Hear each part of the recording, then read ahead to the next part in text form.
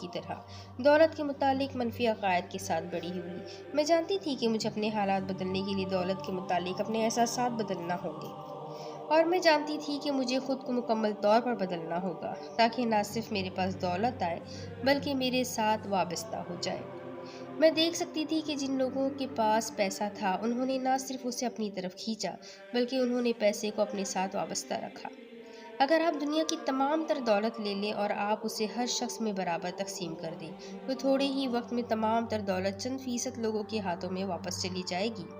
کیونکہ کشش کا قانون یقیناً محبت کی پیروی کرے گا، اور اس طرح وہ چند فیصد لوگ جو دولت کے متعلق اچھا محسوس کرتے ہیں اسے اپنی جانب کھینچ لیں گے۔ محبت کی طاقت تمام تر دولت اور عمارت کو دنیا میں حرکت میں لاتی ہے، اور وہ اسی قانون کے مطابق حرکت دیتی ہے۔ یہ ایک بنیادی اور دائمی اصول ہے جو ہر فلسفی نظام میں